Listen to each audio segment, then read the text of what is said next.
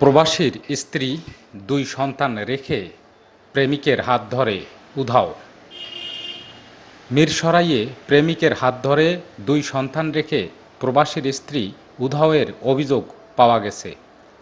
উপজেলার জোরারগঞ্জ ইউনিয়নের উত্তর তাজপুর গ্রামে এ ঘটনা ঘটে।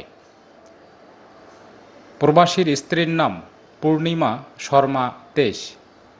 এ ঘটনায় পূর্ণিমা শর্মার শ্বশুর জনানন্দ শর্মা জোরারগঞ্জ থানায় ডায়েরি করেছেন। জানা গেছে, 6 বছর আগে উপজেলার জোরারগঞ্জ ইউনিয়নের তাজপুর গ্রামের জনানন্দ শর্মার ছেলে ইন্দ্রজিৎ শর্মার সাথে কড়েরহাট ইউনিয়নের জয়পুর পূর্বজোয়ার গ্রামের শুভপুর বাসস্ট্যান্ড এলাকার পূর্ণিমা শর্মার পারিবারিকভাবে বিয়ে হয়।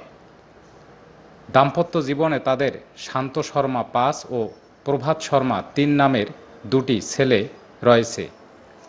জীবিকার তাগিদে প্রবাসে যাওয়ার পর থেকে পূর্ণিমা শর্মার সাথে কড়েরহাট ইউনিয়নের জয়াপুর পূর্বজোয়ার শুভপুর বাসস্ট্যান্ড এলাকার স্বপনদের ছেলে শুভদেবদের পরকীয়ার সম্পর্ক গড়ে ওঠে।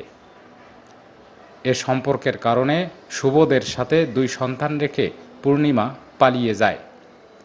এ ব্যাপারে পূর্ণিমার শ্বশুর জনানন্দ শর্মা বলেন, আমার ছেলের বউ পূর্ণিমা শর্মাকে খোঁজাখুঁজি করে না পেয়ে নিখোঁজ ডায়েরি করি এবং তার পরের দিন শুভকে প্রধান আসামি করে একটি অভিযোগ দায়ের করি।